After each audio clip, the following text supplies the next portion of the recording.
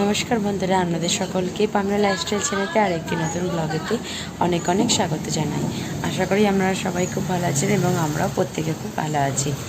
আজকে ভিডিওটা এই যে দুপুরবেলা ঘুম থেকে উঠে এখানে আপনাদের সঙ্গে নমস্কার জানিয়ে শুরু করছি। আর আজকের ভিডিওটা একটুখানি ছোটো মতন হতে চলেছে, কারণ সকাল থেকে ভিডিওটা নানান কাজে ব্যস্ত থাকার জন্য আর আজকে একটু লেট হতে ঘুম থেকে উঠেছি, আর ওই জন্য তো শুরু করতে পারিনি। তারপর নানান কাজে ব্যস্ত হয়ে গেছিলাম, সারাদিনের কাজ ছিল, ঘর দোর পরিষ্কার করা, জামা কাপড় ধোয়া, যেটা নিত্যদিন আর কি হয়েই থাকে, রান্না করা, খাওয়া দাওয়া, নিত্যদিনের যেমন আর কি সংসারের কাজ হয়ে থাকে। আজকে না ভুলে গেছি সব থেকে বড়ো কথা, তাই জন্য আজকে একটি ছোট ভিডিও আপনাদেরকে সঙ্গে আমি শেয়ার করছি। ভিডিওটি তাহলে শেষ পর্যন্ত বন্ধুরা দেখবেন। এই যে বরমশাই চলে এসেছে, আমরা এদিকে ঘুম থেকে উঠছি, এদিকে ও চলে এসেছে। আস্তে না আস্তে আমি বললাম দাঁড়াও, তাহলে ওকে জল দিলাম, জল দেওয়ার পর ফ্রেশ হয়ে বসো, আমি এদিকে তাহলে একটু পাঁপড় ভাজি, এই পাঁপড়গুলো এনেছিল নয়, এত সুন্দর দেখতে আর খেতে এত ভালো লাগে, এর আগে তো ভেজেছি, তাই বললাম চলো আজকে একটু ভাজি। চা করলাম, এই চা ফা খেয়ে দিয়ে এবার এসেছি ওপরেতে ছাদেতে। মেয়েটা বললে চলো মা একটুখানি নিয়ে যাবো, আমি তাহলে চল। আর এই যে সন্ধেবেলা একটুখানি বাইরে বেরিয়েছিলাম, নিয়ে আসা হয়েছে মির্চি ভাজি, আর এটা হলো যে দই বড়া, বাইরে থেকে এটা কিনে নিয়ে আসা। এই যে আমি বললাম দাদাভাইকে যে পেঁয়াজ পকোড়াটা দেখাও, মানে এটা পেঁয়াজ পকোড়া নয়, সিঙ্গারা আর কি, অনিয়ন সিঙ্গারা বলে, পেঁয়াজ আছে আমাদের যেমন আলুর পুর থাকে, এটা তেমন পেঁয়াজকে মশলা করে আর কি পুর করেছে, সমোসা আর কি, অনিয়ন সমোসা বলে, এখানে তো সিঙ্গারাকে সমোসা বলে।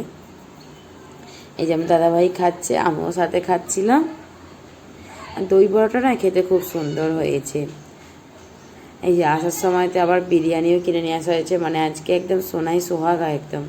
না আমাকে নাস্তাতে তো শুধু পাঁপড় ভাজা করলাম আর চা করলাম, ব্যাস হয়ে গেল। মেয়েকে দুধ খাইয়ে বাইরে বেরিয়ে পড়েছিলাম, তারপরে আস্তে আস্তে মির্চি ভাজি, দই বড়া, আবার এই যে বিরিয়ানি কিনে নিয়ে আসা হয়েছে আর বিরিয়ানি খাচ্ছি।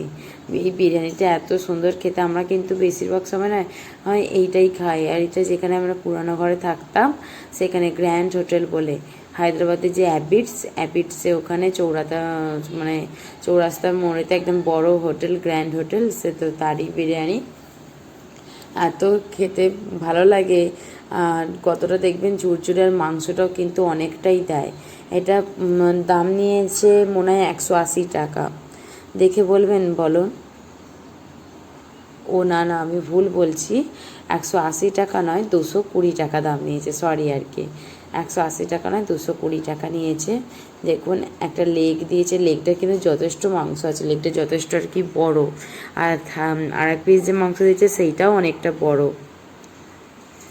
খেতে খুবই ভালো লাগবে। এই যে মেয়েকে একটুখানি দিচ্ছি, ওকে পরে খাওয়াবো, দুধ খাওয়াবো। এবার বিরিয়ানিটা না ঠান্ডা গেলে তো খেতে ইচ্ছা করবে না, ওকে ওই সব মিষ্টি ভাজি খাওয়ার পরে এবার দুধ খাইয়ে দিয়েছিলাম, আর এইটা খাওয়ার পরে একেবারে রাত্রিবেলা দুধ খাইয়ে ঘুম পাড়াবো। তো এই যে আমি এবার একটু খেয়ে আপনাদেরকে রিভিউ দিচ্ছি আর কি, খেতে খুব ভালো হয়েছে বলে। দেখিয়েছেন মুখের আবভাব দেখে বুঝতে পারছেন কতটা খুশি আমি বিরিয়ানিটা পেয়ে। তো বন্ধুরা বাই।